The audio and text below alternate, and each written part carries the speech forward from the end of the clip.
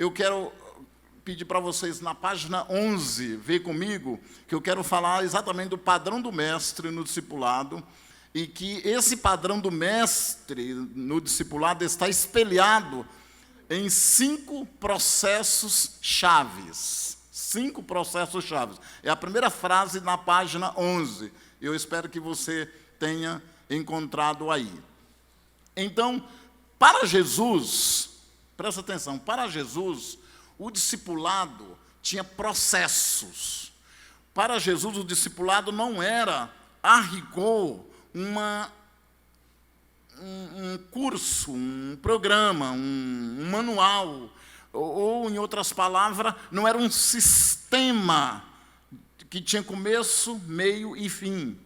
Jesus não trabalha com essas categorias pedagógicas que nós trabalhamos hoje.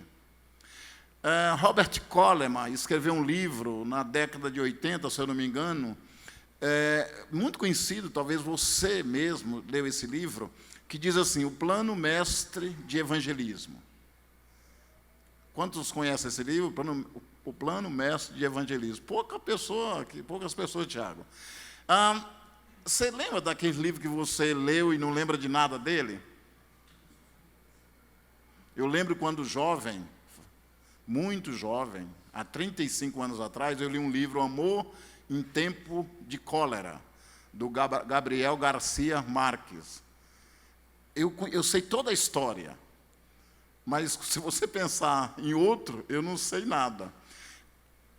O que eu não sei nada é desse livro, do Robert Coleman. Mas uma frase eu carrego comigo daquele livro.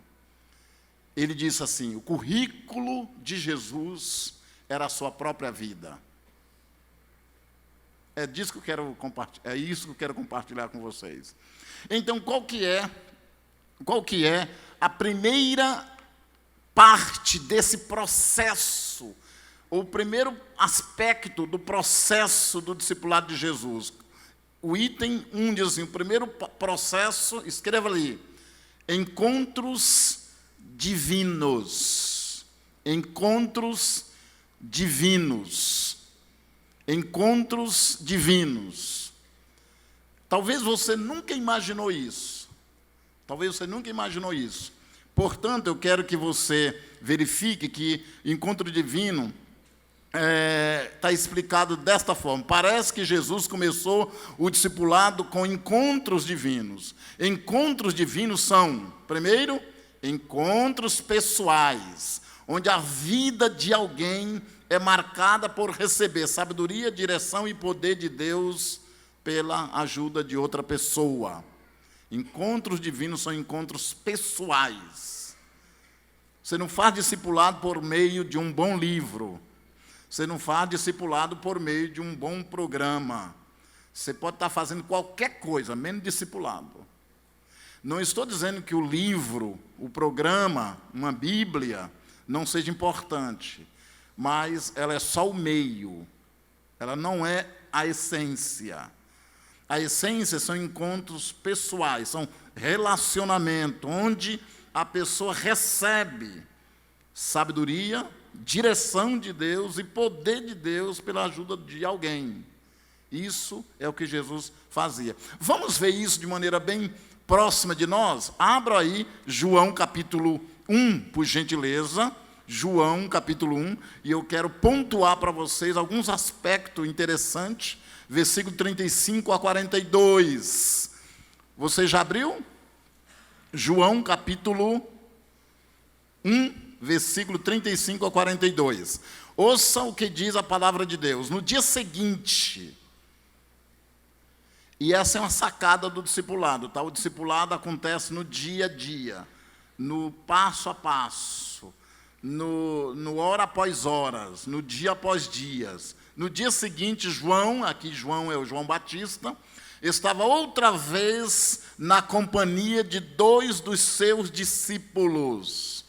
E vendo Jesus passar, disse, e é como se ele estivesse apontando para Jesus e dissesse, eis o Cordeiro de Deus. O versículo 37 diz assim, os 2 discípulos, ouvindo-o dizer isso, seguiram Jesus. Agora presta atenção no 38. E Jesus, voltando-se e vendo que o seguiam, disse-lhes: o que vocês estão procurando? Eles disseram: Rabi, que quer dizer mestre, onde o Senhor mora? Jesus respondeu, versículo 39, venham e ver. Venham ver. Então eles foram, viram onde Jesus estava morando e ficaram com ele aquele dia. Era mais ou menos 4 horas da tarde. Agora presta atenção, o 40. André, o irmão de Simão Pedro, era um dos dois que tinham ouvido o testemunho de João e seguido a Jesus. Ele encontrou primeiro o seu próprio irmão Simão, a quem disse: achamos o Messias. Messias quer dizer Cristo. Agora, é aqui que eu quero que você preste atenção, no 42. E o levou a Jesus. Aliás, essa frase, o levou a Jesus, deveria estar no versículo 41. O 42 deveria começar aqui, ó. Jesus olhou para ele e disse: você é o quê? Simão, filho de João, mas agora será chamado Pedro, ou Cefas no aramaico. O que você, lendo esse texto, percebe sobre esse processo de encontro divino?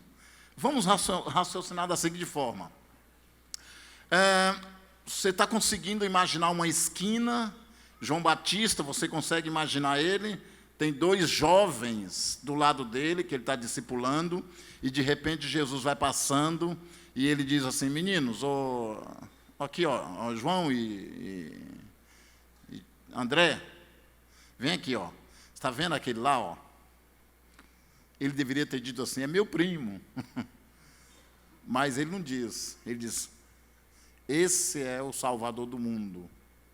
Naquela hora, de uma maneira mágica, de uma maneira inexplicável, de uma maneira estranhamente, ele sai da liderança de João, os dois saem da liderança de João, e é cativado por Jesus de maneira estranha. Jesus não fez absolutamente nada, ele só estava passando. Naquele momento, houve um encontro divino. Você entendeu? Naquele momento. Mas aí não é só isso. Eles vão seguindo, vocês viram a história, de repente Jesus percebe, vira e olha para eles: o que vocês estão querendo? E ele diz assim: nós queremos saber onde você mora. Eles estão dizendo assim: nós queremos mergulhar em você. E que você... A gente está tão seduzido por você, que o que vale agora é a gente gastar hora, minutos com você. Não interessa o que a gente vai comer, não interessa não, mas a gente quer estar com você. Aí Jesus não se dá por rogado, vem, e levou os caras para casa. E o texto não diz absolutamente o que aconteceu, mas fala o resultado. Porque quando, quem sabe, estava anoitecendo, André, que era um dos 2, não aguentou. Não aguentou, e quando ele estava ali recebendo aquela graça, aquele poder, aquela sabedoria de Jesus, aquela maravilha de ministração daquele discipulador incrível, que você pode também fazer isso, ele disse: não, eu tenho que ir atrás do meu irmão Simão, porque meu irmão precisa disso. Meu irmão, ele... bicho ruim aquele meu irmão, eu tenho que... E ele saiu numa carreira doida, quem sabe, e achou o irmão dele. E o que ele disse para o irmão dele? Achamos o Messias, achamos a resposta. E o que eu quero que você me acompanhe com raciocínio é que quando ele traz Simão para a casa de Jesus, ele bate na porta, Jesus abre a porta, certamente André disse: ô Jesus, esse é meu irmão, eu trouxe ele para te conhecer. Aí Jesus olha para ele e diz: rapaz, como é teu nome, hein? Aí Pedro, meio assustado: meu nome é Simão. Aí diz: ih, rapaz, está ruim demais esse negócio.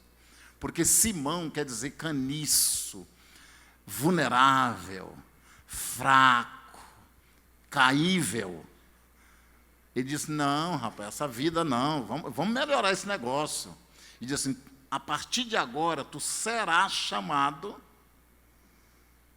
Pedra. Então, gente, me diz uma coisa. A primeira vez que você encontra com alguém, imagina, um discipulador, e esse discipulador diz: rapaz, quem é você? Não, eu sou um... Ele diz: não, rapaz, você vai ser grande. Você vai... O que é isso, rapaz? Você vai melhorar sim. Não, eu vou te ajudar, você vai dar a volta por cima. Não, você não vai ficar nessa vidinha aí de fraqueza, não, rapaz. Eu vou ficar do teu lado te ajudar e você vai prosperar. Você vai pôr uma empresa, você vai ser um grande empresário. Eu? Você está falando de mim? Você entendeu? O primeiro contato que eu tive antes de conhecer o David Cornfield foi com um jovem de 24 anos chamado Natanael do Nascimento. Eu tinha 18 anos, tinha me convertido, ele foi o primeiro discipulador empírico, ou seja, prático, porque o David é mais sofisticado, né, mais diferente. E um dia o Natanael disse para mim assim: olha, pega as tuas coisas. Eu morava numa cidade chamada Heliodora, Minas Gerais. Morava com ele.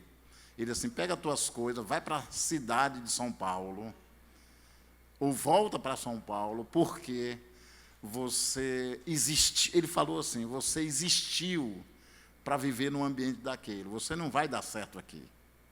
E sabe o que eu fiz? Eu peguei a mala e fui para São Paulo. Eu nunca esqueci isso.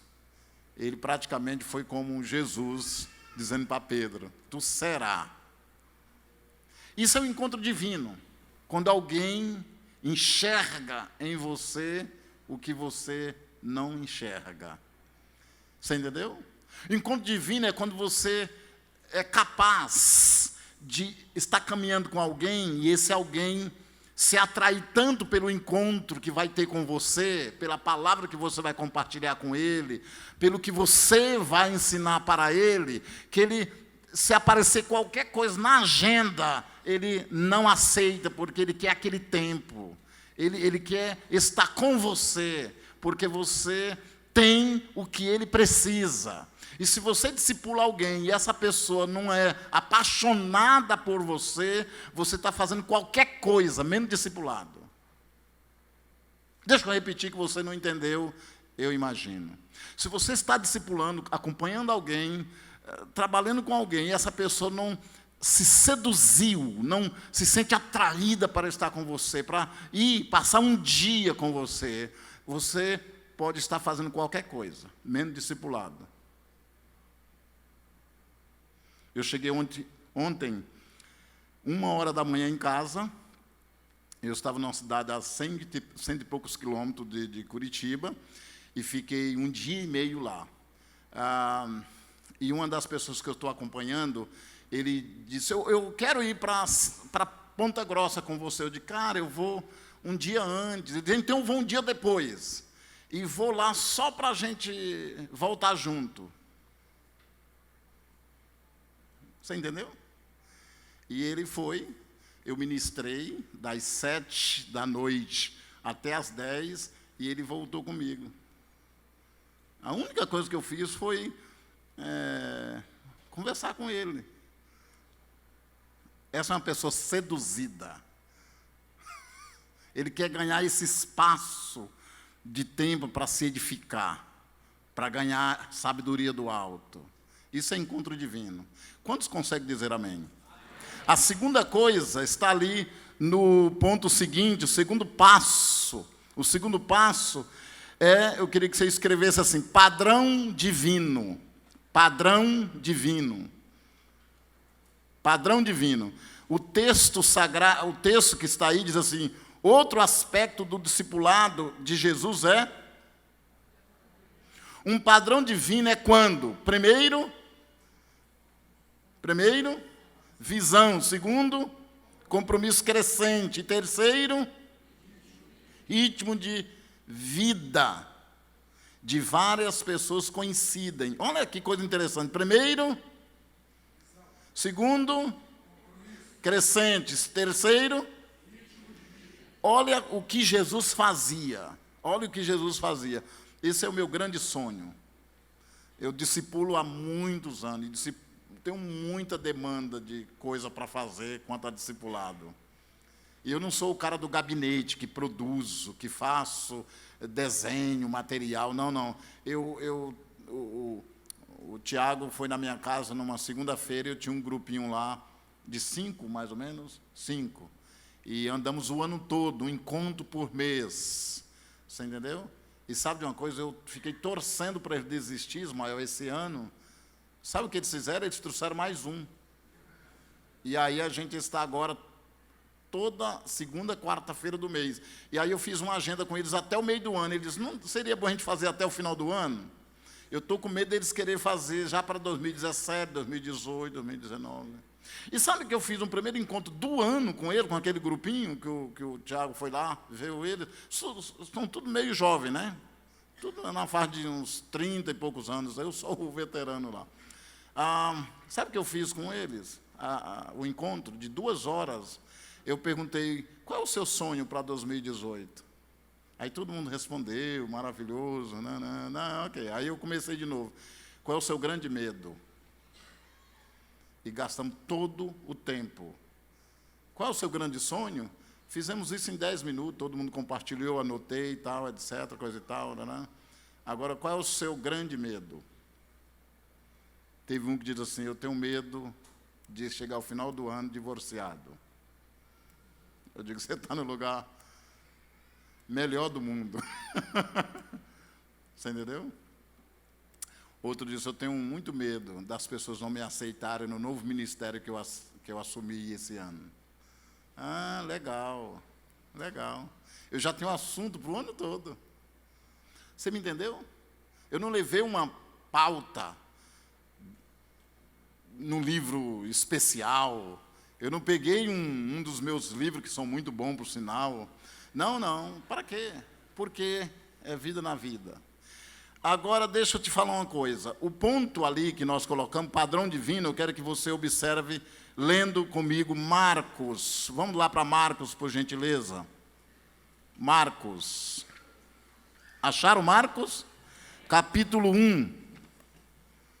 Marcos, capítulo 1.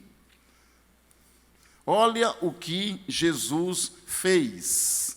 Muito simples, singelo, mas revolucionário. O texto sagrado de Marcos 1, versículo 16 a 18, diz assim, caminhando junto ao mar da Galileia. Eu gosto dessas expressões, né? Caminhando junto. Tem gente que pergunta assim, eu quero discipular, mas não tenho tempo. Eu digo, mas você toma café de manhã? Toma, incluir a pessoa no teu café. E eu sou muito esperto. Eu acho que eu sou esperto. Eu digo, vamos tomar café junto? Vamos. É muito cedo. Você que levantou para vir na minha casa, passa na padaria, compra o pãozinho. Até eu ir lá, tem dado certo. Tem dado certo. Rapaz, e não é que não come tudo, ainda sobra assim por aí, ainda sobra, rapaz. Uma boa ideia, hein? Uma boa ideia. E vocês pensam que eu estou brincando, não é verdade? Não, é verdade. Eu lembro de um amigo meu que veio do interior, e aí eu disse para ele, olha, o rapaz que você vai substituir no grupo trazia o queijo, o presunto. Ele disse, é legal. Aí ele veio por encontro e não trouxe o presunto. Eu digo, cadê o presunto? Ele, pensei que você estava brincando. Eu digo, você tem uns 20 minutos para ir na padaria buscar. Eu pensei que ele ia desistir do grupo. Não desistiu, não. Ufa. Pelo menos tivemos o presunto. Gente, o texto sagrado diz assim, caminhando junto ao mar da Galileia, Jesus viu os irmãos Simão e André, olha os dois aqui de novo, que lançavam a rede ao mar, porque eram pescadores.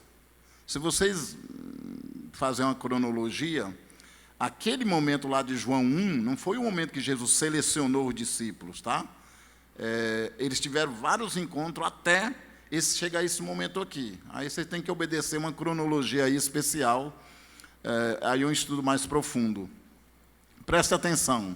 Versículo 17. Jesus lhes disse: venham comigo, e eu farei com que sejam pescadores de homens. Agora presta atenção no texto seguinte. Então eles deixaram imediatamente as redes e o seguiram. Não é fácil fazer uma leitura dessa. Talvez você já ouviu dezenas de vezes esse texto. Mas aqui nós percebemos as três coisas desse processo chamado padrão divino.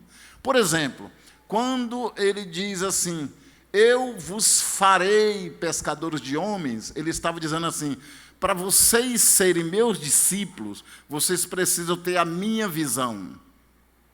Entendeu? Porque a visão deles era pescar homens. Jesus diz assim: minha vocação e a minha jornada é pescar homens. Então, regra número 1, quer ser meu discípulo, tem que ter a minha visão. E a minha visão é ganhar gente para Jesus. É muito simples. Muito simples. É mudar o foco. A segunda coisa que vocês percebem aí muito claramente, especialmente quando diz no versículo 18, deixaram imediatamente as redes e deixaram imediatamente as redes. Olha que coisa interessante, eles tinham uma profissão, tinham que fazer, poxa vida, mas eles estão deixando as redes para seguir o ritmo de Jesus. Só que eles não deixaram as redes, gente, porque viram um homem passar na praia e olhar para eles e disseram: vem, não. Este homem, já por algumas vezes, já tinha impactado a vida deles. De tal maneira que eles estavam, só esperando o convite. Era um compromisso crescente, eles vinham crescendo no compromisso, crescendo. Chegou num ponto que Jesus falou assim: siga-me. Eles falaram: ufa, até que enfim.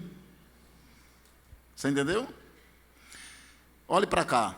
Se você está discipulando alguém, mesmo que seja um novo na fé, você já tem que mostrar para ele o que ele pode ser no futuro. Deixa eu dar uma dica para você. Ande com um novo convertido, discipule ele. Sabe o que você tem que fazer daqui a pouco? Diz assim: você agora começa a discipular alguém. Eu te ajudo, tá? Eu te ajudo. E joga ele na fogueira. Aí você vai: ele não está preparado. Gente, ninguém está preparado para nada. A gente vai pela graça. Se eu fosse esperar estar preparado, eu ainda estava lá no Maranhão. Você entendeu? Eu não tinha saído de lá, não. E eu não estou preparado ainda. Mas estou indo. Sem estar preparado, você faz muita coisa. Você está preparado?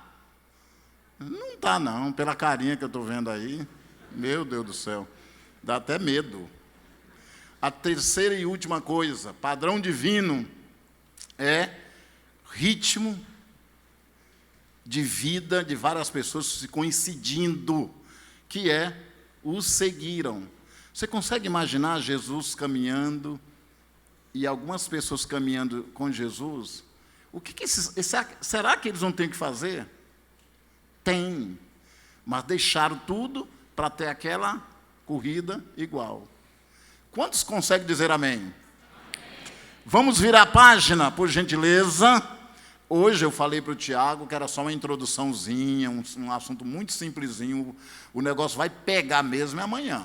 Amanhã, meu Deus do céu. Amanhã eu vou até usar o meu flip chart, né? Então sente bem na frente, porque amanhã o negócio vai ser da hora. Terceiro processo, página 12. Altas exigências. Amém? E é interessante, olha o que eu escrevi ali. Jesus tinha o quê? Presta atenção, Jesus não procurou grande número de pessoas para discipular. Isso não é estranho? Porque o potencial de Jesus, gente, era fenomenal, não é verdade? E ele se ocupa com 12 homens. E pasmem, e ruim, né? Ruim, a turminha era ruim. Ô, Jesus. E ele se ocupa, eu não sei se vocês sabem, já tiveram essa informação, mas se você pegar todo o ensino de Jesus, dos evangelhos, 85% foi dado apenas para os 12. Olha. Então significa que ele ocupou todo o seu tempo só com esses 12 homens.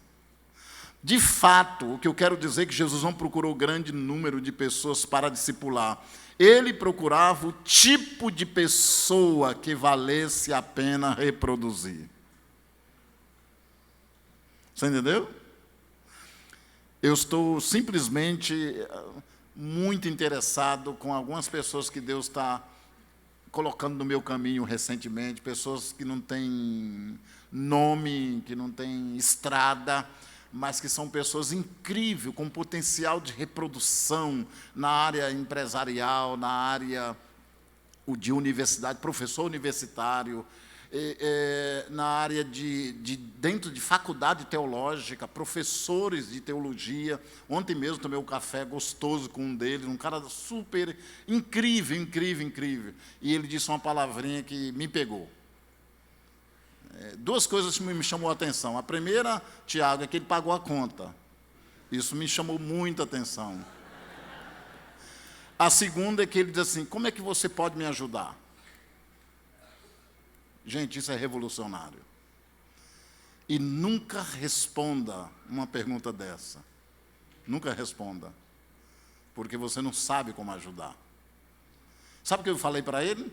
Eu disse: cara, vamos caminhar junto? Pronto, está aberto a caminhada. O fato é que, conforme lemos aqui, que eu queria que você abrisse agora em Lucas capítulo 14, por gentileza, Jesus tinha altas exigências. Você lembra que eu te falei que o meu discipulador marcou comigo que horas?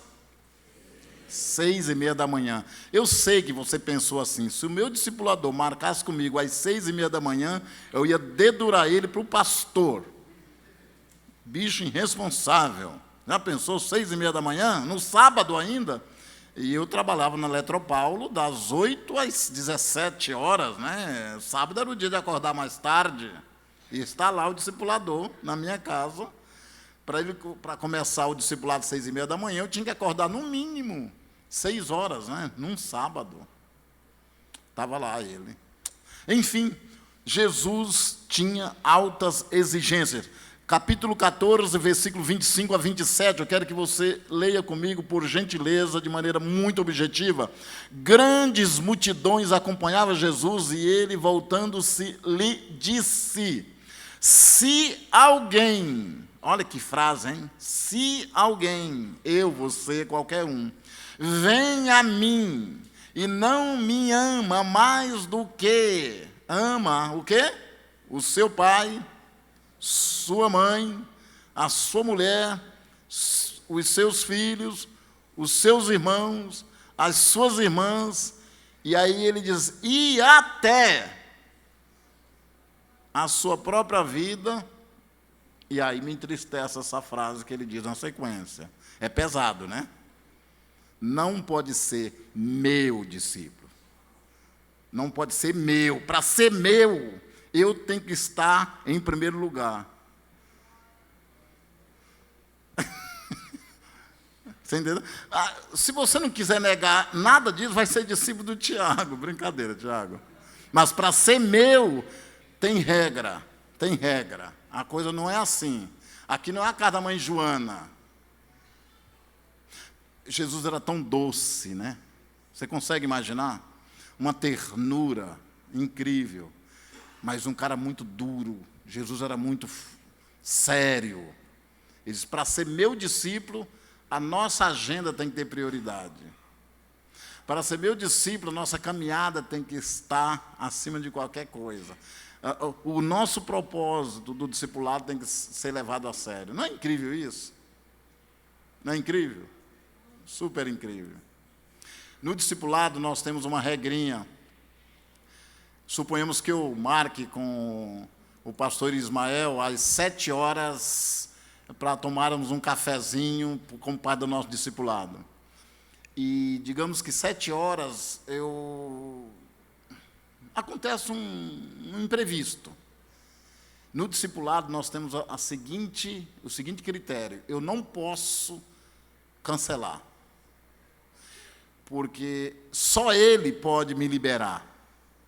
Eu tenho que, digamos, ligar para ele e dizer assim, aconteceu isso, você me libera. E ele tem autorização para dizer, não te liberam. Porque esse horário, quando você marca o horário com alguém, esse horário não é teu mais, é da pessoa. Estão sentindo como vai ser amanhã a pegada? Estou só ensaiando aqui, segura aí, segura. Isso é alta exigência. Eu aprendi isso com aquele meu amigo chegando na minha casa às 6:30 da manhã. Ele pagava o preço, eu também tinha que pagar. Você entendeu? Quantos conseguem dizer amém? Muito bem. Então vamos correndo aqui para o final.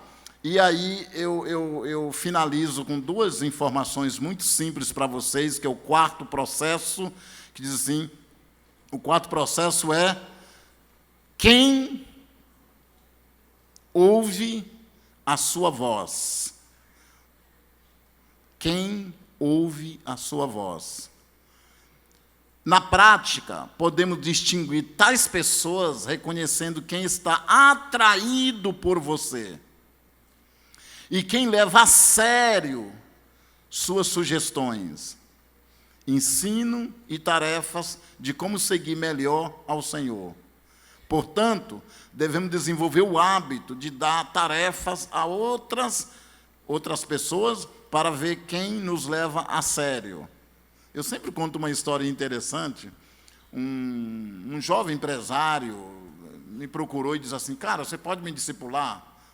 Começando a fé cristã e... ok. Eu nunca digo não. Eu digo, vamos tomar um cafezinho? Sempre o cafezinho que... E como eu sabia que iria pagar, então... Eu lembro como hoje, nós estávamos ali tomando cafezinho e eu disse assim... E ele diz assim, olha, ele me passou várias informações. Ele diz, o meu carro é tal, eu moro numa casa de 5 milhões. Eu digo, tá. Passava aqui e saía aqui. Ele estava pensando que me impressionava, né?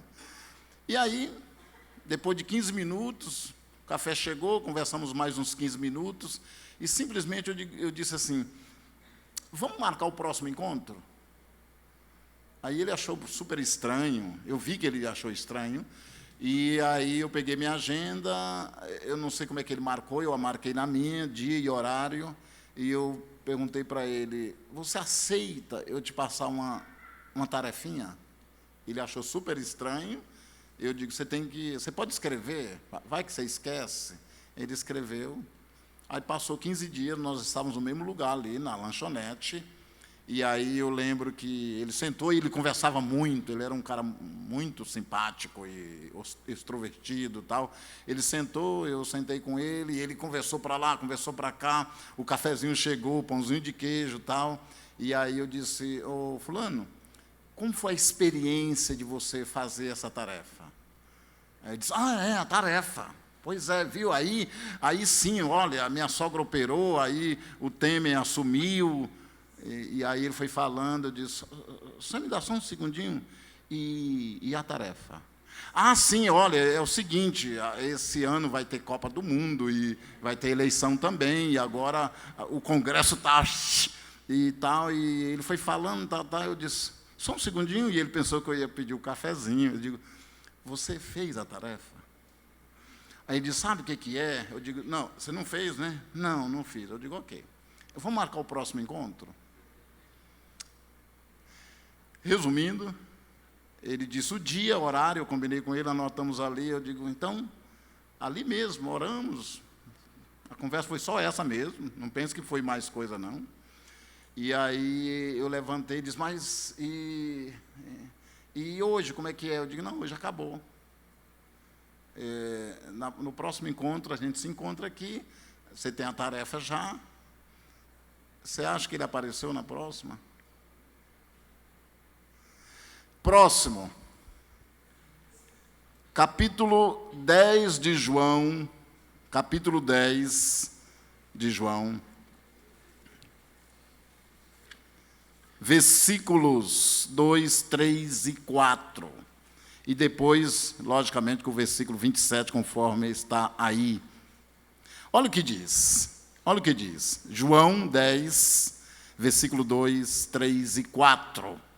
Aquele, porém, que entra pela porta, esse é o pastor das ovelhas.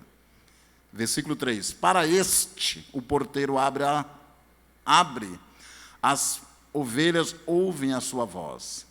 Ele chama pelo nome e as suas próprias ovelhas e o conduz para fora. Depois de fazer sair todas as que lhe pertencem, vai na frente delas e elas o seguem, porque lhe reconhecem a voz. Lindo isso aqui, fala a verdade. Agora, olha o 27. Olha o 27, que coisa linda também. Ó, diz assim a palavra do Senhor: as minhas ovelhas ouvem a minha voz. Lindo. Eu as conheço e elas me seguem. Jesus é o modelo, todos sabem disso. Jesus é o modelo. Ele discipulou para deixar um exemplo para você. Você entendeu? Mas você não consegue discipular se as pessoas não ouvem a sua voz. Não consegue.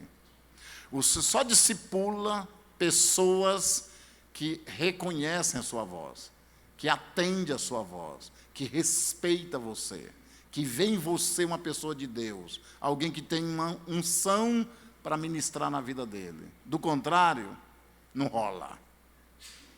Eu posso demorar, mas enquanto eu não percebo que a pessoa ouve a minha voz, ainda estamos ensaiando. Quantos conseguem dizer amém? Amém. Jesus disse, as minhas ovelhas ouvem a minha voz. Porque quem não ouve a minha voz não é minhas ovelhas. Agora olhe para cá. Algumas pessoas na igreja, você nunca vai discipular. Porque elas nunca vão ouvir sua voz. E esta é uma ciência que temos que desenvolver na igreja, você entendeu? Tem gente que não vai ouvir minha voz, mas vai ouvir a voz do Tiago, vai ouvir a voz do Ismael, e assim vai. De tal maneira que a igreja pode ser discipulada, porque vai ter gente atraída por um e por outros não. Isso é básico. E por último, logicamente que deveria ser o primeiro, né? Oração. Oração. Jesus passava noites inteiras intercedendo pelos seus discípulos. Eu não sei se vocês têm hábito de orar, tem gente que tem um ministério de intercessão, né? Não tem? E outros nem tanto, não é verdade? Tem uns que não oram nem para o lanche, não é verdade? Tem uma dificuldade. Eu conheço muita gente assim. Você pode não orar por muita gente, mas pelo amor de Deus, se você é discipulador, ore pelo seu discípulo. Uma das maiores frustrações que eu tenho é quando eu percebo a semana que eu não coloquei aquele e aquela na minha agenda, e eu não intercedi por ele. Como eu disse, eu estava vindo de Ponta Grossa ontem para Curitiba, para quem conhece aquela geografia, e passei em Campo Largo, 20 quilômetros de Curitiba. E quando eu passei, era a entrada de Bateias, que era uma área do campo lá, e eu senti uma profunda sensação de culpa no coração. Eu confessei para a pessoa que estava do meu lado. Eu falei, Eu estou em dívida. Falei desse jeito, eu estou em dívida com um rapaz aqui dessa cidade. E eu tenho que pagar essa dívida. Ele nem sabe qual que é a dívida. Mas era isso, oração. Eu percebi que não oro por ele. No momento agora. Jesus, ele passava a noite inteira orando. Paulo passava a noite inteira orando. Ou seja, interceder pelos discípulos é um dos processos. Amém? Agora veja bem, qual o primeiro? Vamos ver se vocês memorizaram aí bem. Vamos lá. Encontros divinos. Segundo, padrão divino. Terceiro, pode ver que daqui do terceiro para frente eu fui um pouco mais rápido. O quarto. Quinto. Agora, vê a pessoa do teu lado aí e fala para ele qual foi aquele ponto que mais chamou a sua atenção, ou se você quiser, diga assim, o que eu estou mais falhando é nesse ponto. Fala aí, tenha coragem. Eu estou falhando nesse. Fala aí para ele, vai.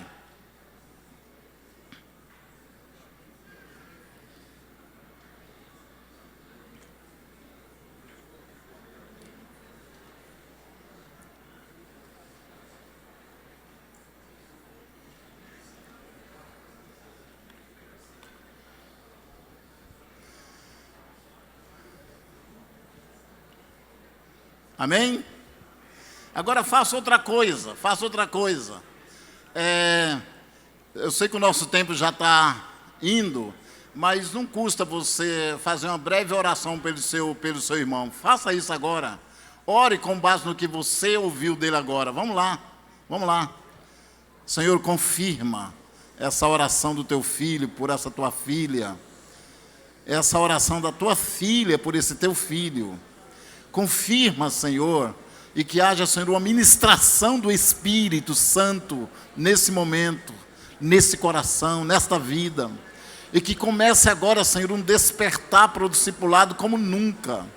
Senhor, põe a tua mão na vida desse teu filho agora. E haja, Senhor, um mover do Espírito nesta vida. Através dessa oração que o teu filho está fazendo, que a tua filha está fazendo. No nome de Jesus. Amém.